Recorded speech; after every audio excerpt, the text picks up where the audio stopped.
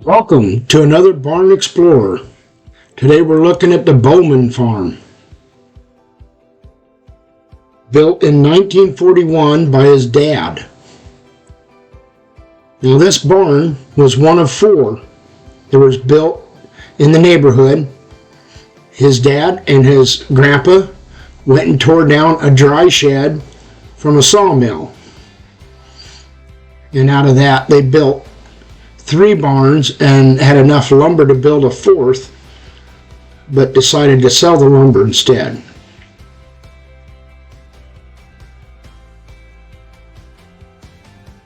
So we're going to start looking first at the original barn and the original milk house. Now this milk house was supposed to be a colony house for chickens. They had chickens here, and his brother built this as a shop project. It ended up becoming the milk house. Now, if you don't know what a colony house is, you're going to have to stay tuned and watch my next video. And that was the hole that they'd put the hose through for the milk truck. And this was a new, improved one. If you look at this wall, you can see this was all one big door at one time. They cut the door off, and they moved the window from the other side of the barn to this side to cover the hole. But I like how they put a grate on the windows so that water wouldn't sit on top. The water would run off, so it wouldn't rot the windows out. And there's the bottom of the slider. You see the sliders up above. If you look down here, that was where the door would slide back and forth in the bottom. It was done this way so the wind wouldn't take the door away. Homemade corral is so that you can transport cows, load them in and out. This was a big barn. Wait till you see the inside, the timbers. Now his dad tried a chicken farm and tried a strawberry farm. The inside of the milk house,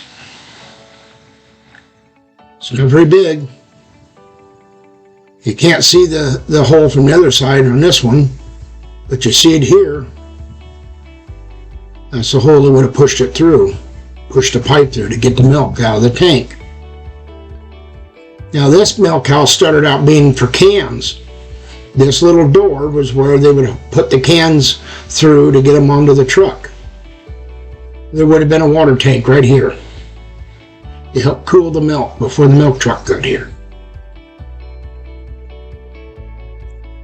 It would have been a strainer and a cooler, all that in there. Now you walk through the barn and just amazed at the construction. Old gutter, filled in an old gutter.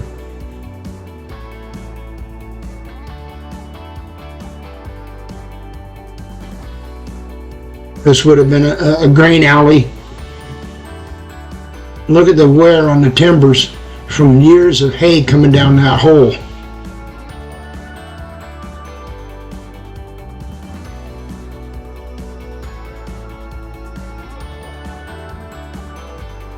I was trying to get up higher so you could see in there, but I just can't. Now I had 3 rows of stanchions in this barn originally. That's the feeder. Notice that the cement has been licked away by years of the cows. This row of stanchions would have went clear to the other side of the barn. Clear over there. That's my grandson, David. He's helping me today. He's 2 generations away from farming. Maybe he can learn something today. Now this is a stanchion. A little rusty, but it opened finally. The cows have put their head through.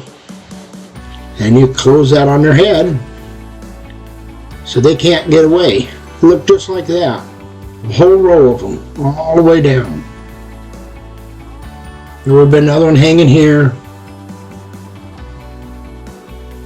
So you got to get between those two cows, one standing there and one standing there, to milk them. And that run went all the way down. See, that would have been another gutter. Now this cement here is older than the rest, so I'm thinking this is one of the few patches left in the barn that his dad poured.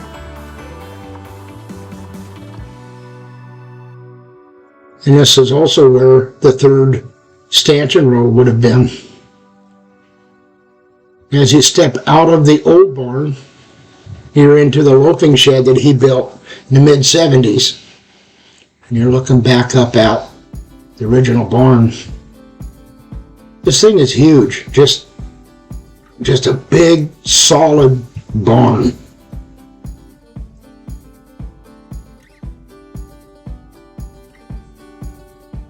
They did a really good job with the remodel. Everything's supported and braced, properly bolted up. They took their time remodeling this barn. Not like a lot of them you see nowadays. Kind of chintzy.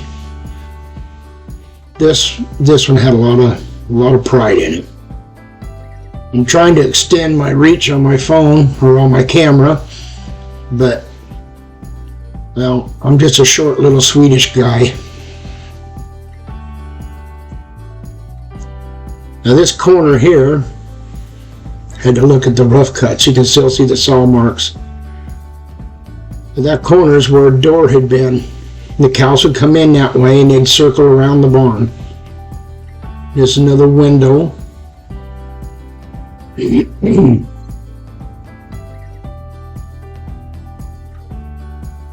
But look at the size of these timbers.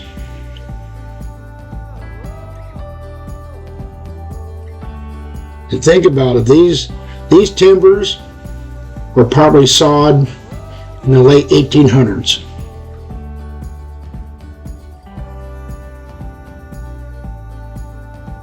They're huge.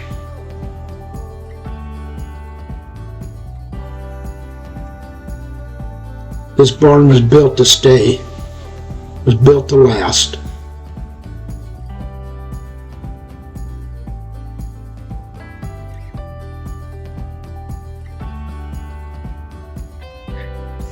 So this gives you an idea.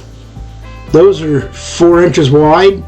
They're flush on one side and 2-inch gap on the other. Now it don't hurt nothing, and I would have hated to have had to been the guy to try to rip that down, so they just used it the way it was. It wasn't a custom fit. They had a pile of lumber outside and they dug through it to see what they had and how they could use it.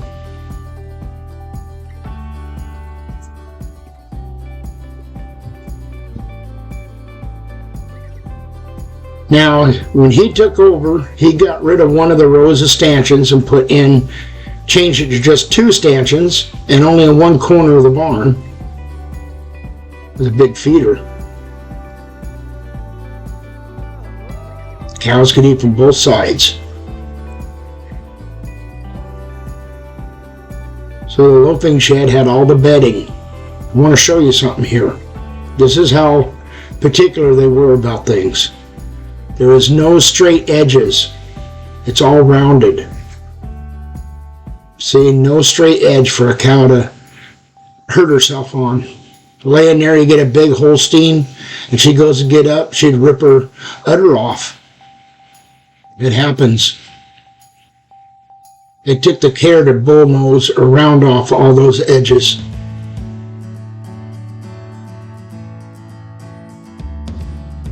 The hay was drug out of them doors and over them platforms and dropped down into the feeder. And then you'd have to go down into the feeder and drag those bales from one end to the other and cut the strings and spread them out. Now this is a retaining jug, a surge retaining jug. This would have hung in the milk house, something like that. The milk would come from the parlor into that. And when it got so full, it would kick and pump into the tank. Now these units are kind of one of the last backstrap units you will find. Something similar to that. It hung by a strap over the cow's back. It takes a pipeline to pump the milk into the milk house. There's a vacuum line. There's the pulsator lines.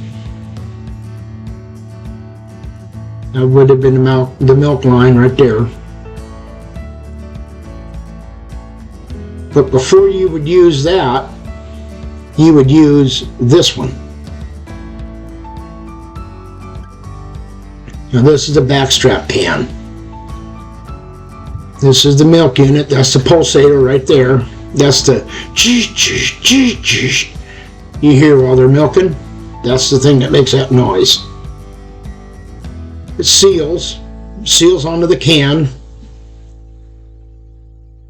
And the vacuum will suck the milk into that milk can. It hung on her like that.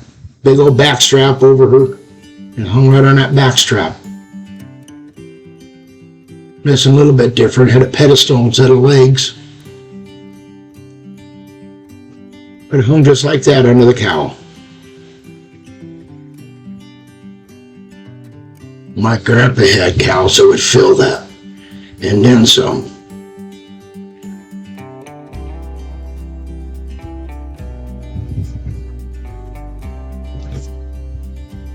Nice little pieces. Those are inserts. You replace those every couple of weeks or couple of months as needed. This is the kind of setup my grandpa used. I'm thinking about asking him if I could buy it. This is a milk can. So the milk would get dumped in there, and that can would get put in that ice cold water in the milk house to cool. The lid is done in a way so that you can stack another can on top of it. They just stacked them in the back of the truck. This is all his land. He rents a few pieces out. A little over 80 acres. Now,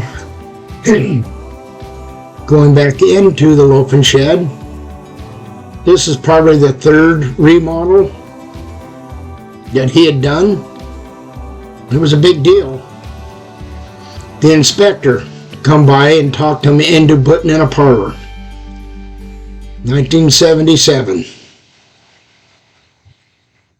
is what he came up with.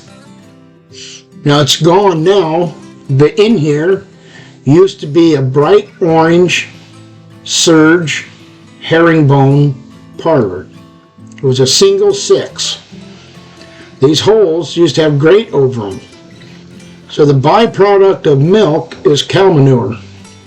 Well, the cows stand there getting milked, they'd poop and go down in them grates. It did that to help keep the parlor clean. Now this is where the feeders used to hang. Used to be feeders hanging right over top of it. They get their grain come down into the parlor through these little holes. They went all the way down the line. There's a big grain bin above our head. And 10 years of washing stainless steel feeders, the detergent ate the cement away. So we're standing where the cows would have been standing, on top. You can see where every feeder was at. Now when the cows got done being milked, they'd head out this way. They turn this corner, and now they're on the back side of the feeders. There would have been a bunch of bars on one side so they can't get over to the feeder. But they'd follow this alley down, and they would turn right here. There'd be more bars. You'd see where they cut them off the pipe there. They would walk down this way. The rest of the cows would be locked in a big gate right there. And the cows that are done being milked would exit right here. and head for the feeder. When they did that, they added a sick pen so cows could be bred here or treated, or, just give them a physical, making sure they're okay. And it also gave him a nice maternity pen. This would have been nice and dry. Baby calves were born there. This is the old vacuum room. The vacuum pump would have sat in there. Now we're coming into the milk house. You can see the little patches. That's where the legs to the milk tank would have been anchored. Milk tank sat right there. In fact, if you look at the floor, right there is where the valve would have been for the milk tank. So when they were done washing it, that's from the detergent. You use really strong detergent to clean the pipeline, clean the tank, clean the milking equipment. It kept the bugs down, it kept the viruses and the diseases down. That's why most stuff is glass, Pyrex glass, or stainless steel, because those are the only things that can handle long-term use of that detergent. So the milk line would have come through that hole, and it would have hung off of a hanger in the ceiling. It would have swiveled back and forth. It would have dropped down over the tank that would have sat right about here.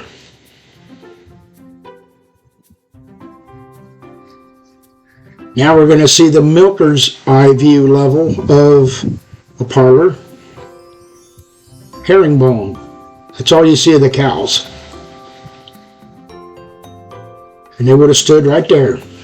Now this is a sawtooth, which means it has a step out. If you look, you see it. All right. Most herringbones that I milked in, it was just a straight wall right there. But these step outs like this means the cows aren't at such a sharp angle. Got a hole in the roof. Water been running in. Another one going right there. But with that sawtooth set up like that, the cows didn't have to stand at such a sharp angle. And it made it easier on the farmer to reach the cow's bag to hang the machines on her.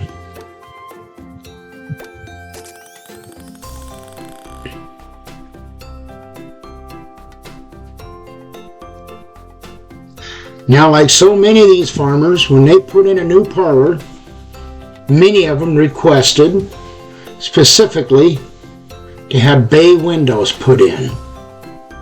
Why would they do that? Because they were so proud of their new parlor, and they were so proud of their cows, their beautiful cows. If you were a visitor and you stopped, you could stand here and watch him milk.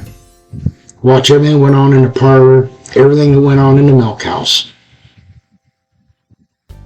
They were proud of their work, and they were proud of their farm, and they had every reason to be.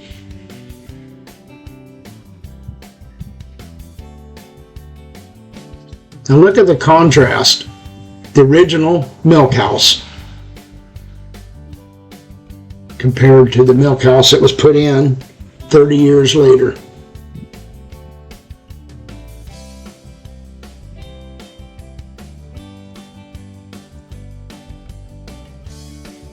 Just a beautiful place. I would have been right at home in either barn, the flat barn or the parlor. I milked them both. Now you go back into the barn, and you see they added new windows at the back. But this is what I like about this place. Everywhere there's cement work. You can see where they knocked a wall out, changed the grade, put another cement layer in there. That's the kind of stuff I like to catch the videos on.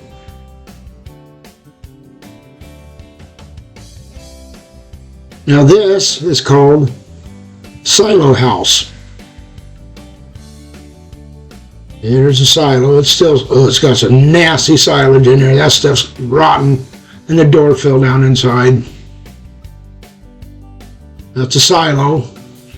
And it has a chute there, so when you were forking it out up above, it would come down that chute, it would hit that and fall straight into your wheelbarrow.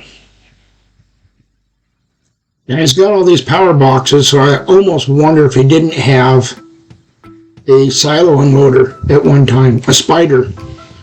You got to go look at some of my previous videos to see what that is. That's the original window frame. Matches the rest around the barn. Now, he didn't use the silo as much once he built this. This is a bunker. So he'd stack silage in there. I'll do a video. There's a silo. That's a wooden silo. And these are the stays, or the boards, from the original wooden silo that stood right where that cement one is now. Wooden silos were fine, but as they got older, they would start to lean. They were known to just fall over. And if you can imagine 60 or 70 tons of silage fall over, Lord help if there's a cow or a tractor or the farmer in the way. So that's why they went to the silos. Now this one's cement poured, and it was poured in different stages, and you can see each stage as you go up. Some of them were actually little plates that locked together. So this loafing shed he built in the early 70s as he was remodeling the flat barn.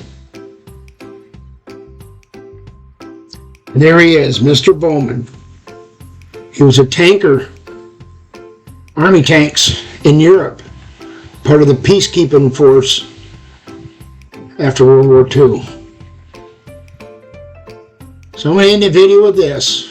Can you think of a more beautiful image? Priceless. Perfect ending. And if you like farming, go check my friend out, Tay Farms. She's on YouTube. Go find her. Thank you for coming with me.